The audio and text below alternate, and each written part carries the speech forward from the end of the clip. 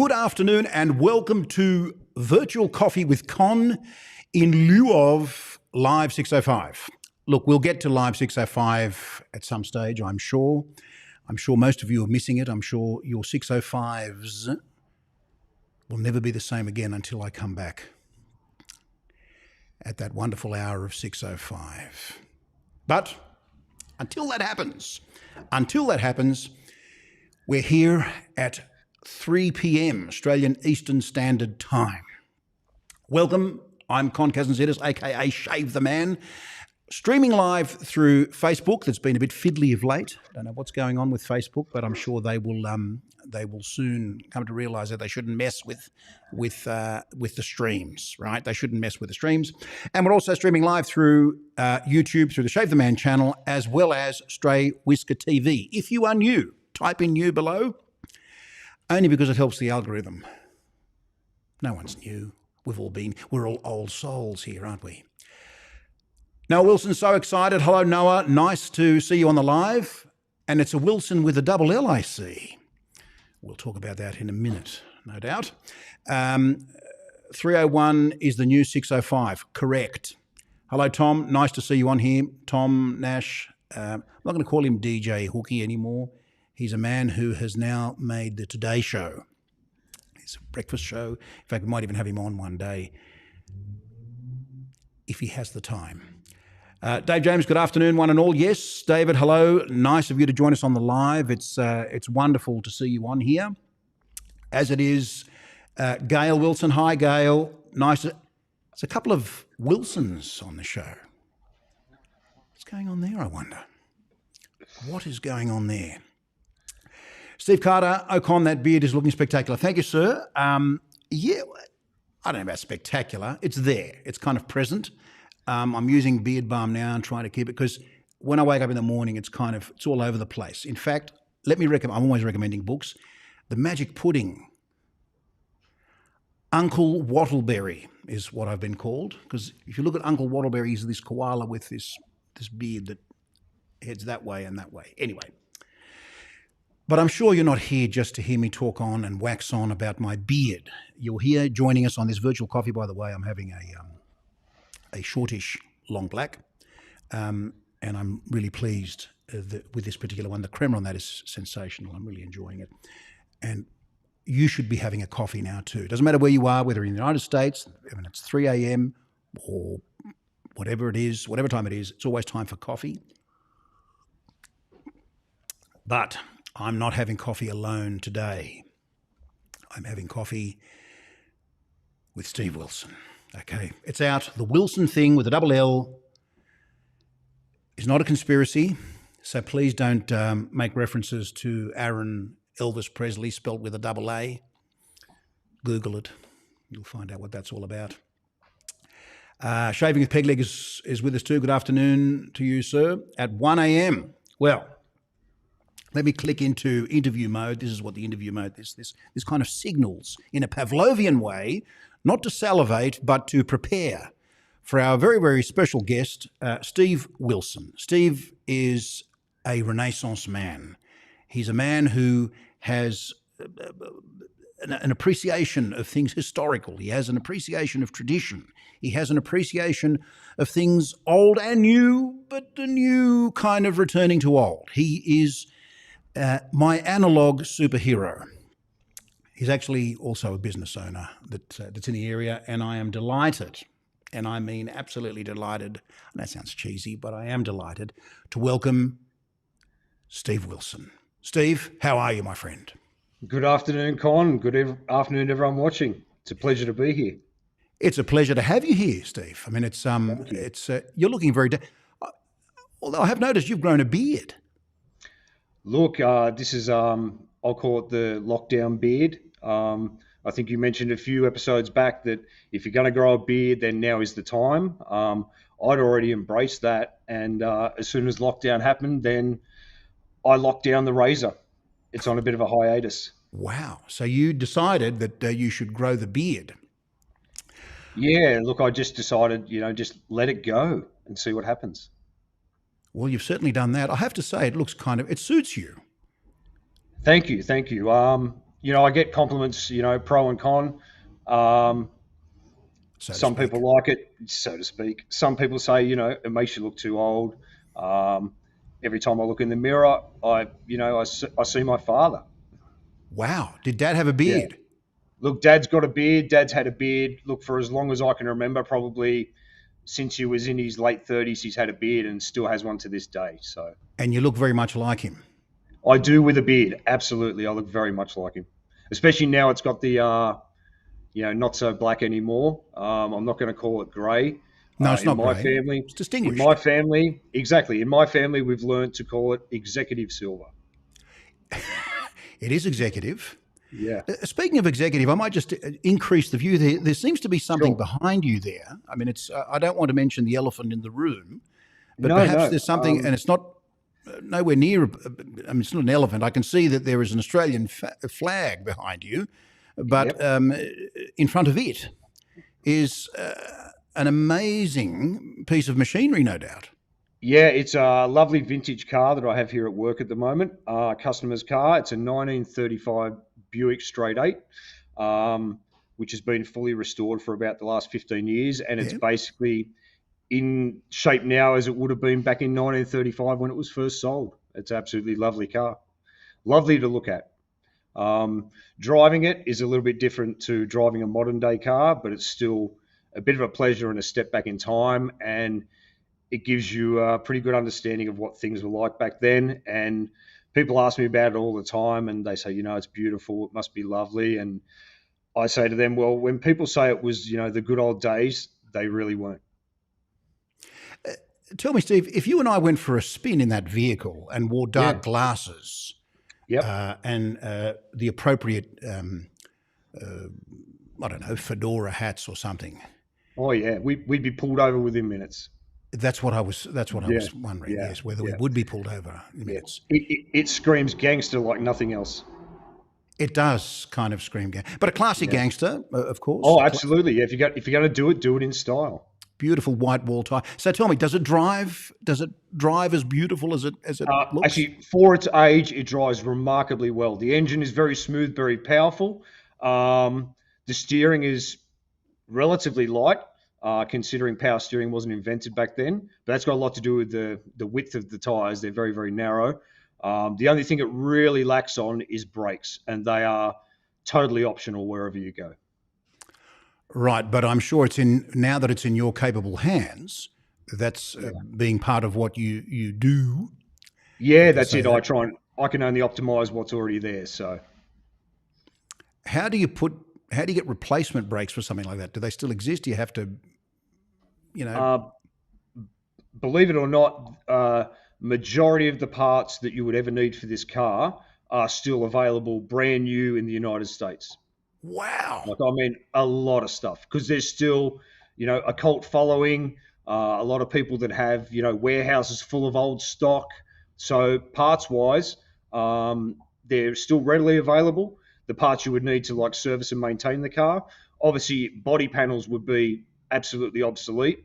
So if this car ever had an accident that it needed serious body repair, that would be a huge challenge. But there's still some, artisan craftsmen out there that could still make panels for this car from a clean sheet of steel. It's just stunning. I mean, it's incredible. But I think it also, and this is a great little segue, I realise, it also says something about you, Steve, that you firstly have an eye for detail and you have an appreciation of beautiful things from the past. Yeah. And speaking of the past, maybe not so distant past, we're not going to go back to the 30s, but perhaps you can tell us about how your journey to wet shaving began, because that's what I'm interested in. I mean, I'm interested in the vehicle as well. You can come and leave it here if you like. Yeah, sure. But, it's someone knows you, apparently. Noah says he knows that guy. Oh, well, yeah. Yeah, he sure does. That'd be my oldest son, Noah, who's 13 and a half. I'm sure he's watching at home with his little brother, Eli.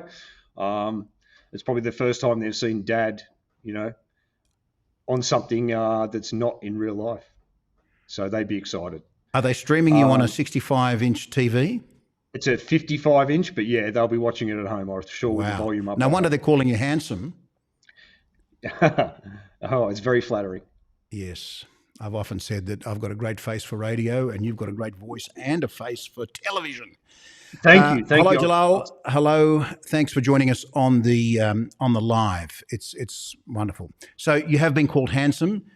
Tell us how you came to this thing of wet shaving, traditional wet shaving. Okay, so as a young male, when you first start your shaving journey, it's all new and exciting and fresh, and then it becomes, I guess, later a chore, because unless you're growing a beard, which is a low maintenance item and you like it, if you're a clean shaven person, which I've been for probably 95% of my adult life, I think there becomes a point in time where shaving becomes a chore and you begin to dislike it, to the point you're maybe driven to buy one of those ghastly electric razors, which I refuse to do.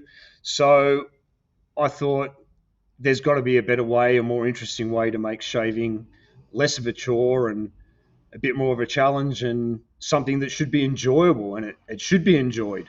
So about 10 years ago, I made the big step, and I now shave with a straight razor.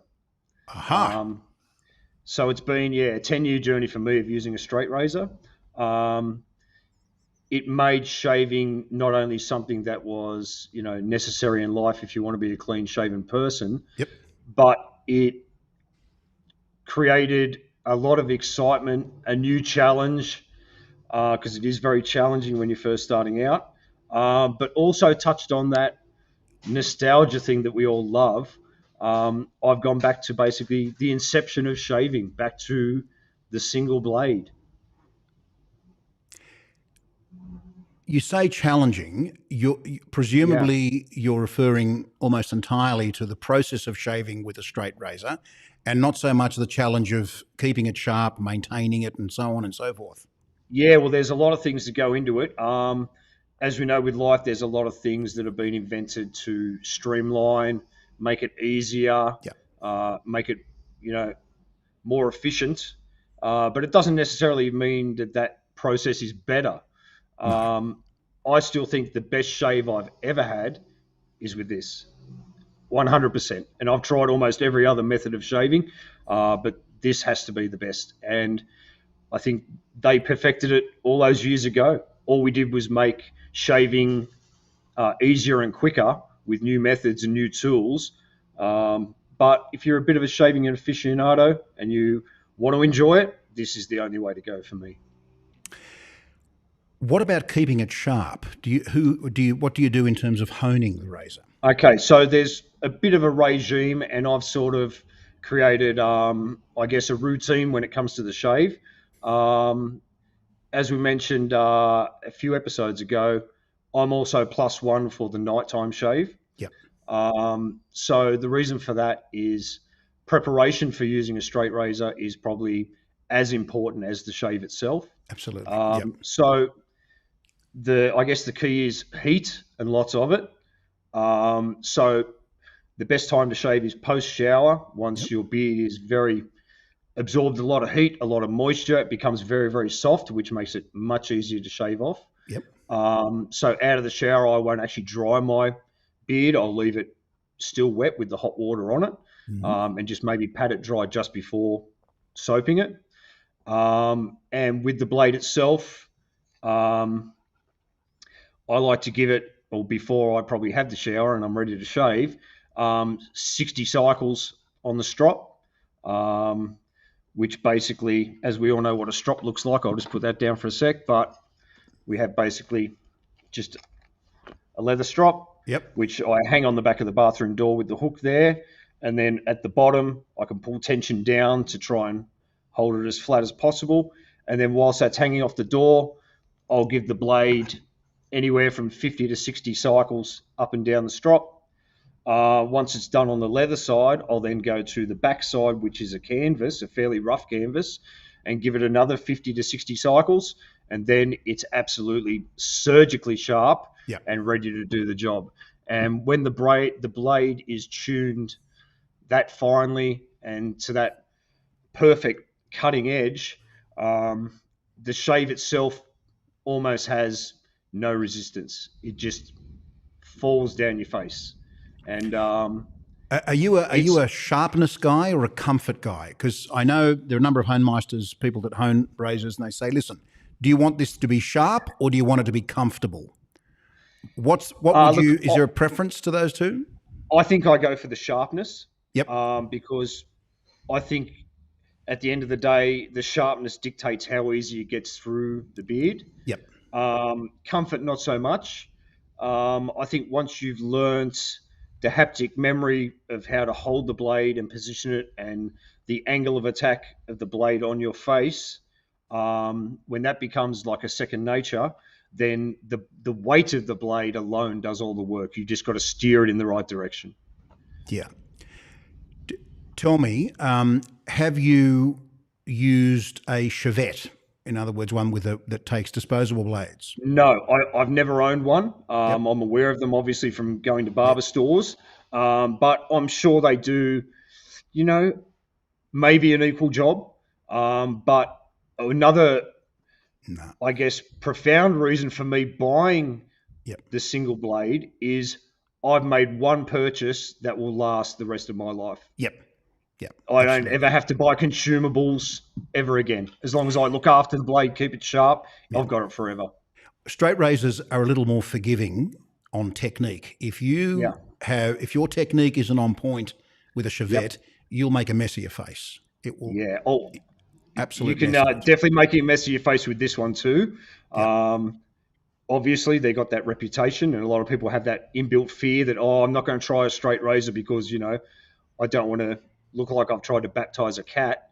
Yeah. So people will steer away from the straight razor based on that fear that I'm going to chop myself to pieces. But if you're gentle and you follow, I guess, a few certain rules using the blade, they're very, very safe. And yes, early days there was a little bit of bloodshed, but once you learn that haptic memory of holding the blade, now I'm haven't cut myself for a long time, longer than I can remember. Are you ambidextrous? You obviously can interchange hands, which is the proper way. Okay, that's the interesting one.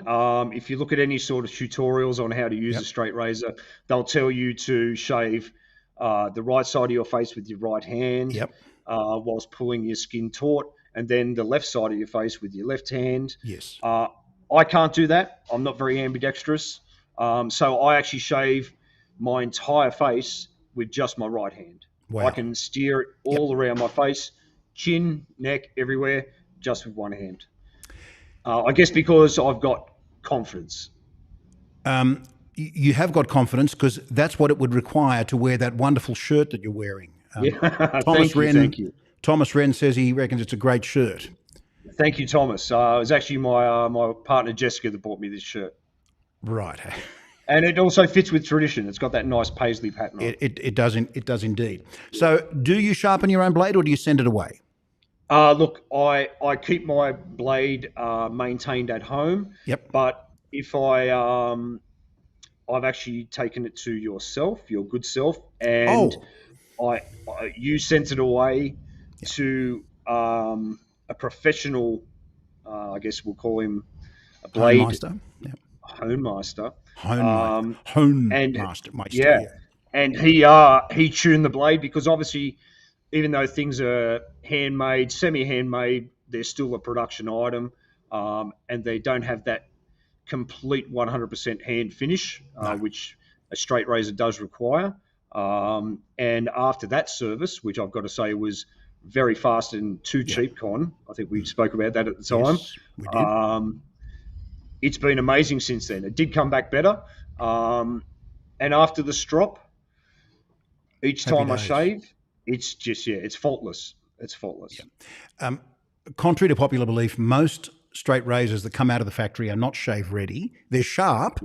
Yeah. They can cut. But I think if you really wanted the best out of your razor, then you should probably get it home professionally. And then beyond that, I guess it's a decision that you can make to either look after it at home or send it away every how many months, 6 months, 8 months, 10 months. Now, when you are shaving, do you shave daily, or are you every other day, or once a week? I think I'm a once a week shaver, simply because using the straight razor is also a dedication in time. If you're after that quick shave, then it's not the tool to use. So I like to shave, mostly on a weekend where I have time to just have that regime and enjoy it.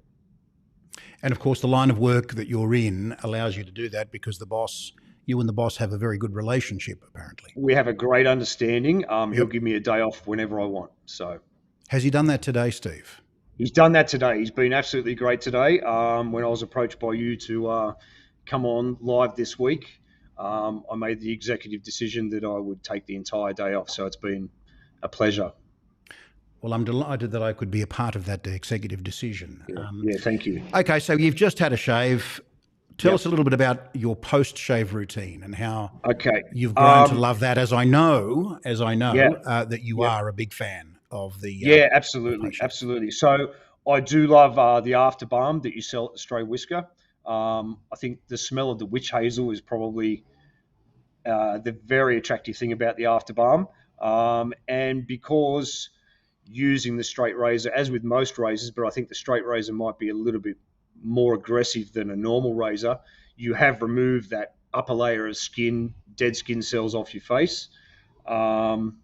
So the after balm is a good way of putting moisture and protection back into the skin. So I would consider that a very integral part of the shave. Look, just between me and you guys, Steve hasn't been employed in any way or encouraged in any way to say what he's just said. And this wasn't a segment brought to you by the Stray Whiskers After Balm. If you've used it and you like it, great. If you haven't, that's fine. Please don't get upset with me or with Steve. He loves it. That's all I can say. It's an amazing product. And the thing is, I'd actually used it before I'd been to your store. So I was made aware of it at a traditional barber. And then that's what made me come down to your store and absolutely buy more. Well, thank you, sir. That's very kind of you. What about splashes and things that I know you love? They're the things. Look, going back to nostalgia and tradition again, I'm definitely a fan of the old school scents.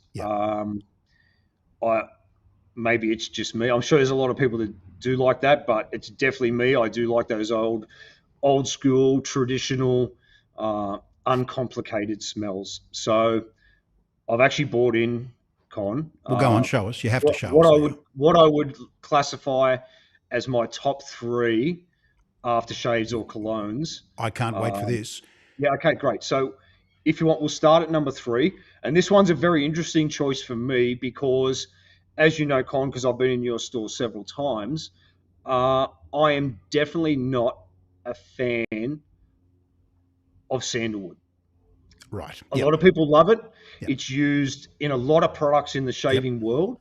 But for some reason, it just doesn't register with me. It's just something I don't dislike, but it's something that doesn't grab me. It doesn't excite me. No. So number 3 on my list is a very interesting choice based on those comments because it is actually the Truefit and Hill. If we can just focus in on that. Yeah, I can see it. Truefit and Hill sandalwood. Sandalwood. So the reason I chose this is, well, I guess with Truefit and Hill, they've been making like shaving products and colognes for over 210 years. So by that time, if they're still in business, I'm pretty sure they know what they're doing. And they have a royal warrant and all the rest of it. Exactly. So it's labeled sandalwood, and you'd expect that to be a dominant note in the scent of this cologne, but it's actually very understated. It's there, but it's very subdued and understated where it doesn't just reek of sandalwood. So it's interesting, when companies take the decision to call something sandalwood, it's a risk. Obviously for people like yourself who have said, look, sandalwood and I don't really go very well together. I don't care much for sandalwood, and I've heard customers say similar things. And quite often I've put a sandalwood, a product that's called sandalwood, into their hands, and they think, wow, this is amazing. Yeah. Of course, that's because there are many, many types of sandalwood, but in this particular instance with the Truferton Hill, it's not a straight up sandalwood. Yeah.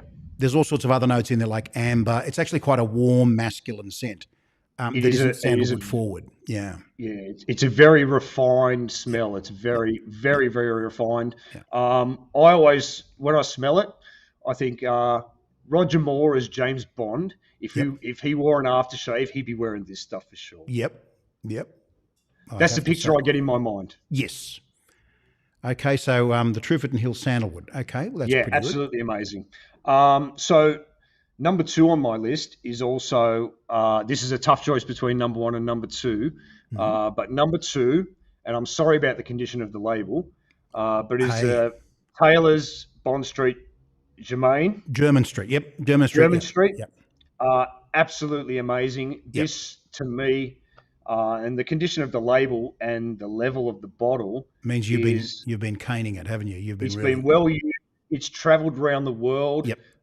It's been a long time friend. Yep. And the reason I love this is for multiple reasons. But if I think, say, 19th century London, what a gentleman would smell like, this would be the stuff for sure. Yeah. The other reason I really, really love this is it's an alcohol-free product, so it doesn't dry out the skin. I have essentially dry skin, so I try and avoid a lot of things that are going to dry my skin out further. This one is beautiful for that because not only does it smell amazing, it leaves, I guess, not a greasy or an oily feeling, but a glossy feeling to the skin after the shave. So you can tell it's just giving you that layer of protection or a bit of moisture back into the skin. So this is really, really one of my favorites. It's interesting. It's one of the big sellers. I mean, Taylorville Bond Street will sell every day, all day, every day. It's a very, very popular thing, a line of products, I should say, that people would probably think, oh, what about all these artisan things? Yeah, there's some wonderful artisans products out there, but the stuff that keeps on keeping on are the 2 of the products that you just showed there, which is quite interesting.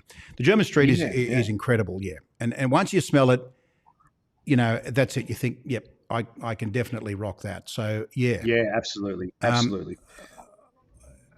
Okay, so do we have a drum roll? I wonder if there's a drum roll. We probably have a drum. Should be a drum roll. There should be a drum roll. It should be a drum. I don't know where the drum roll is anyway. But here we go. So number 1, what is it? What is it? Tell us. Number 1, Steve's number 1 is from Phoenix Shaving. Yep. And okay. Tombstone. That's very you, isn't it? Yep. It's very me. The reason I love it so much is it has a lot of the ingredients and odors that I love independently of being in an aftershave, which is gunpowder, leather, tobacco, geranium, bergamot, and rose. It's just a wonderful combination.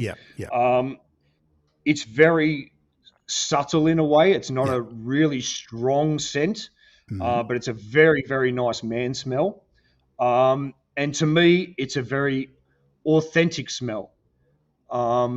It's not artificial in any way. No. You can smell almost each individual ingredient. And it just, to me, it gives me the memory or the feeling that if you were back in, 1800s USA and the traveling wagon man smelling snake oil was also selling aftershave, that's what he would be selling. Yeah. That's exactly what I picture in my mind when I smell this. Oh, look, it's incredible, isn't it? It's very intoxicating smell. It's almost, I've been tempted on several occasions to actually taste it. It smells that good. Please don't taste I haven't tasted it, by the way, and I don't recommend you do taste it. Look, I'll get emails and messages from people saying, what is it like? What's the scent profile? And all of those things are in it. Your gunpowder, your geranium, your rose, your leather. Yeah. But to me, it's just dirty. I love it. It's just it's very masculine. If you love leather, you'll love this. If you love your guns, if you love the smell of cordite, you'll love this. Yep. Yep. If you All love, those good if you're things. willing to give Rose a go, you'll love Yeah. this. It just works. Yep. Yep. It's very good. It's very popular. Well, I'm not a fan of anything that is extremely floral No. or powdery or Yep. musky. Yep. This stuff just smells so fresh, but it doesn't overpower you. It's just there at the perfect level the whole time.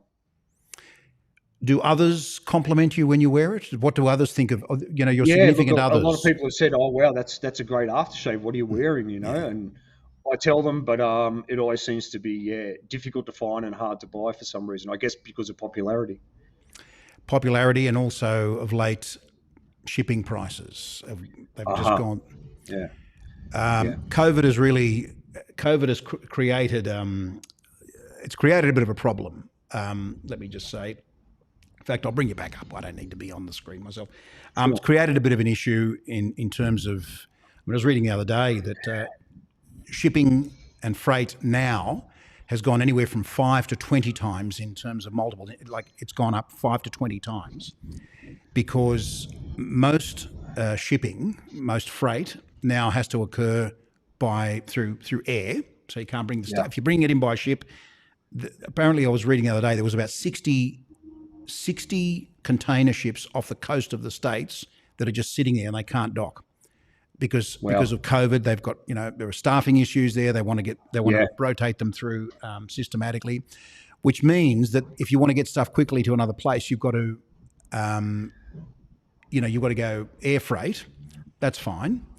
But flights to Australia, for example, are down 80%. So what do you think that's going to do to freight prices? That's right. So I get emails probably weekly of people saying, "Oh, when's this coming in? When's that coming in?" And then I respond by saying, "Are you happy paying, 15, 20, 30, 40% more for your product? Or do you want to wait until hopefully things start to open up again?" Because I have heard from freight agents and so on that they're going to open up the lines again. Things they're taking a long time, but they're also more expensive. Freight has gone through the roof. And that's the thing.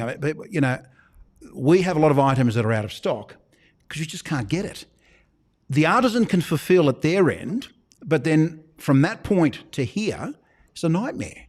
We've had shipments take 7, 8 weeks. You've paid for this product. It's and it's on its way, but it's just impossible. And you would know, because I know that you yourself, from time to time, bring in things from the United States. Things could take weeks. Yeah, it's funny because I'm seeing it in my line of work as well, in car repair. Just the shortage of parts that used to be readily available is now, well, not to the point it's a big problem, but people getting their cars back is now, there's some delays because there's just a big breakdowns in the transport industry. I guess they're just not flying planes, they're not filling planes, they're not sending planes unless they're full. So there's a lot of delay in getting stuff all around the world, no matter what it is, I think. Well, it's interesting. This particular article that I'm referring to said that IKEA and Walmart are now chartering their own ocean liners to bring stuff over. So for them, it pays to say, listen, we're going to charter this ship, whatever you want to, 300 grand or whatever it is. Here's $500,000. We're going to buy in bulk and bring it over ourselves. We're not going to go through commercial shipping lines. Yeah. That's where they've been forced to do it. Yeah. We've got a few questions, a few things. We should throw those up. I think Gail said something earlier, and I said, Gail said, I know he loves your products. Thank you, Gail. That's very nice of you to say that. Steve has often said it too. I really appreciate that. So thanks for that comment, Gail. Nice to see you on the live as well. Who else do we have? Monorail, good afternoon and happy lockdown. Oh, yeah. Look, are you happy, Steve, about this lockdown? Oh, look, I'm not happy about lockdown. I don't think anyone could be. No. I mean, being forced to stay at home is a bit of a struggle. I guess they're the things that you take for granted that you used to do all the time. Yeah. Probably the thing I miss the most about being in lockdown is being able to go out to eat. I miss that a lot. In my personal life, lockdown hasn't really affected me that much. Yeah, I miss my friends. I miss not being able to go out, but I'm still surviving. I'm still, fairly happy. But there's another side to it, which I'm sure you'll appreciate, Con, that when you're a business owner, lockdown has affected us in a different way. Yeah. And I know our business models are completely different. You're more of a sales and retail based business, where I'm a service business. Yeah. It's impossible for me to operate online or work from home. That's just not possible. So luckily enough, I can still come to work every day and try and make a dollar. Yeah. But it's been, the last few months have been a pretty big struggle. And having your own business is, unless you've done it, you won't understand or appreciate what it's like. But it's basically another family member Yeah. that you sink your life into, and you Yeah. give it 100% every day if you want to succeed. And to be forced to stay at home and not make money, it's very disheartening to watch something that you work for so hard in decay. Yeah. It is particularly challenging. I think you're right. I think a lot of people now are coming to realise the effects that it's having on businesses. People that aren't in business, are at least now starting to appreciate, and a lot of them appreciated it even before, just how challenging these times are, and how small businesses, because they're not operating in the way they normally do. See, people say, "Oh, get online, get on your business." Yeah. I mean, how do you get online and run your business? It's very, very challenging. It's impossible. Yeah. Yes, exactly. Now, Abby has come on and said, not so much a happy lockdown, but it is what you make of it. Yep. I agree 100%. Yeah, yeah. Good point there, Don't Abby. let it get you down. There's still plenty of things you can do to make yourself happy every day. Well, you could come onto this live, for example. Absolutely. As Abby has done. Yep. So it's one of those things. We keep talking about the mental health issues associated with this, and making sure that we call in on people, make sure you FaceTime them or Zoom or get on the phone or just say how you're going, how are things. Of course, it's not the same as being there and being in the same room. The proximity is not there. All the things that go to make us who we are as human beings. Yeah. The embrace of someone, or just talking with them. The nuance, for example, I'm talking to you now, but it's done through electronic and technological. It's just through machinery, really. Yeah, exactly right. I'm looking at a camera and an image of you. I'm not actually looking at you. Yeah. And inherently, humans crave company. Yeah. So we miss that. We want that. And I mean, if you've got family members at home, then that's all well and good. But I really feel sorry and empathetic for the people that are stuck alone during this. Yeah. It'd be very, very hard. Look, I don't know. Can't begin to imagine just what the long-term effects of this lockdown will be. But if we can make someone happy just by calling or reaching out to them, then I guess I encourage all of us to do it. I think it's pretty important. Paul says, lockdown is a love-hate thing for me.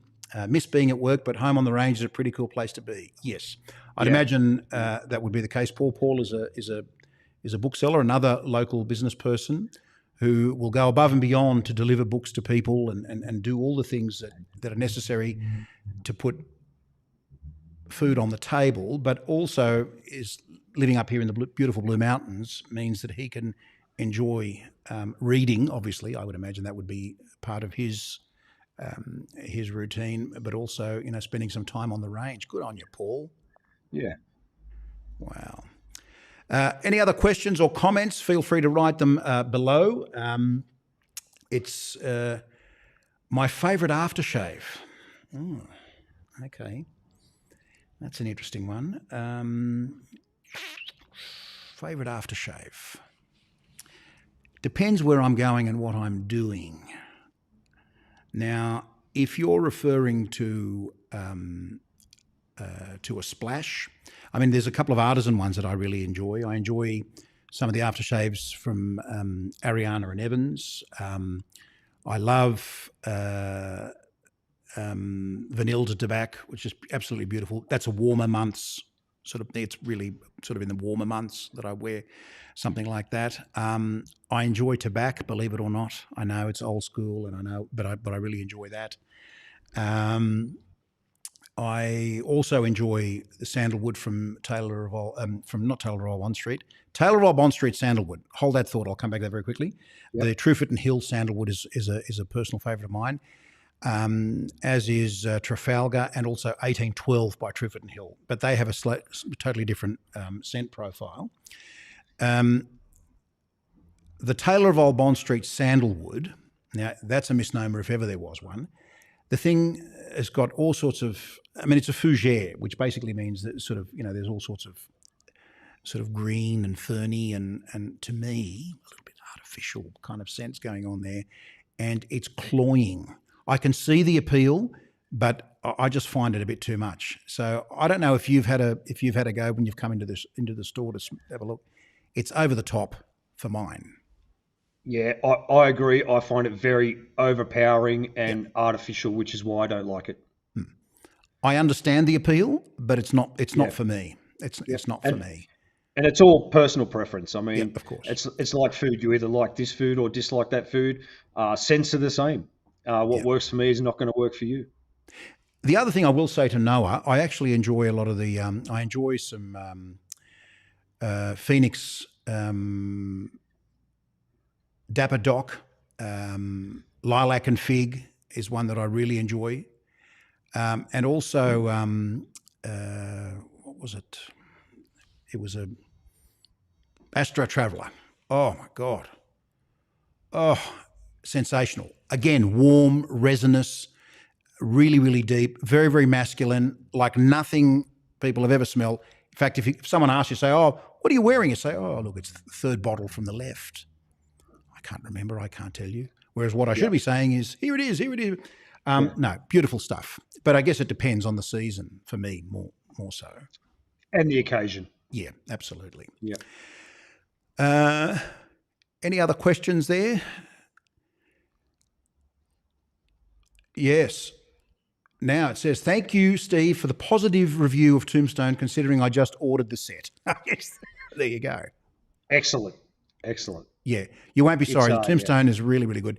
And and I actually haven't owned this bottle for really that long. And as you can see, we're down into reserve almost. Yeah. We buy it, we bring it in, and there are customers that come in and they'll buy 2 or 3 bottles at a time because they know that if we run out, it's not like you're running up to Woolworths or Coles or something to pick up something. Get it. If it's there and you want it, please buy it. Don't sit on it and wait. Buy 2. Yeah, exactly. No, you've made a good choice there with Tombstone. I think it's a great product, as are most of the products that the PAA do. Some of them polarize. I haven't found one that I don't like. One thing I will say, Steve, is that I like you. I think you are a scholar and a gentleman. I really appreciate you sharing your afternoon with us. You're welcome. I think it's the virtual coffee with Con has been more than virtual in this sense. It's been something that's been heartfelt as well. What are you drinking, by the way? I noticed that Superman was there. Superman is here. This would be my favourite coffee cup, of course. I'm drinking a Campos Roma, which is a coffee that's readily available in most supermarkets, so it's an easy one to get your hands on. It comes in bean form or ground form. I just buy it already ground because I don't own a coffee grinder, so that's probably the biggest reason for that. Right. And it's a great coffee because it's strong, and we all like strong coffee, but it has absolutely no bitterness or burnt flavour, and it's very caramelly as well as being strong. Caramelly. I'm not sure if that's a word, but I'm going to go with it. So at the moment, it's definitely my favourite. You don't have it with milk? It's just all black for you? Look, I'm a flat white man. I just like that really creamy milk because, as we all know, the fat is what carries the flavour around your mouth. So I'm definitely a flat white drinker. So there is the occasion where I do love just a single or a double shot. Beautiful. The Roma, I think absolutely. the profile, the roasting profile of Roma from Campos, I believe, Yep. is aimed towards coffee drinkers that drink milk beverages, say flat white, cappuccino, Yeah. latte, Yep. but also if they want to have a black, then the Roma can do that for them quite nicely. Yeah, absolutely. It's a good all rounder. Yep, it's an all rounder, and that's Yeah. wonderful to see. Yeah. We've got a comment here from Steve Carter. Con, when people buy sets from you, what % would buy sets compared to a soap or splash individually? Right. Okay. So the first thing I'll say is that the overwhelming majority of people buy just the soap. Then I would say, all right. So if we're a percentage, let's say I'm going to break this down. It's obviously this is just, it's not accurate in any way, but this is the sense I get, and I'd have to go through and have a look at the figures. 60 to 70% buy just the soap, right? Then the 30% would buy the set, and the remainder would buy just the aftershave splash. But Murphy's Law says that when you have the soap, they want the splash. When you have the splash, they'll ask for when you're getting the soap. Yeah. And when you have both, no one asks anything. No. It just sits there, and people say, and I'll never forget, I'm actually going to mention a soap, Black Bot. There was this soap and thing that PAA did. There was a picture of a black robot on it. It was a silly looking label. Look, I love the labels. They're all great. They're kind of groovy. They're different. Yeah. It was a silly looking label, and it sat there for a while, and it was called Black Bot. And people are a bit resistant, and especially around here, they'd come in and say, "Oh, what's this Black Bot? I'm looking for something for my 75-year-old dad. I don't know whether Black Bot's something that he'd really go for." As soon as they open the soap, when they smell it, or they said, "Okay, I'm taking this," because it was very sort of fresh, soapy, talcum-y, kind of powdery sort of scent, and it reminded them of Aqua Velva, yada yada. So it is Murphy's Law. People will want what you don't have, and then they'll regret not buying it when it was there. But to answer your question, Stephen, directly, it's the overwhelming majority of people will buy the soap. If you don't like a splash and you've dropped the money for the splash, you're stuck with it. With a soap, soaps are there for the experience while you're shaving. I have lathered and used soaps that I don't particularly care for the scent, but the performance is great, and that's what gets me over the line. But if it's to me an aftershave that I don't care for, I'll never use it. Unless if I don't want to, for example, if that Tombstone was something that I didn't like, I'd probably use the soap, but I would never touch the bottle of aftershave again. It's kind of riskier. Now, exactly having said all of that, there are people that will say, "No, I want to go full tilt. I want to buy the soap and the splash." But the overwhelming majority, I would say, want just the soap, followed by the set, followed by those that just buy the splash. And admittedly, those that just buy the splash already have the soap. They've already bought it in a separate transaction or a separate time, and that's that. I hope that answers your question, Steve. Now, what do we got there? That's it. Is that it? I'd always buy a soap based on performance. Yep. Knowing full well that you're going to probably wash it off at the end of the shave anyway. Yeah. And the scent is a totally different animal, and it has a totally different purpose. After a while, I can't smell the soap. I smell it when I first go there, like, "Oh, wow, that's beautiful. Great. Are you using it?" I do smell it. I have to literally leave the bathroom and come back in, and it hits me again. Yeah. Right. So that's why we become accustomed to it. That's how the olfactory sensors work.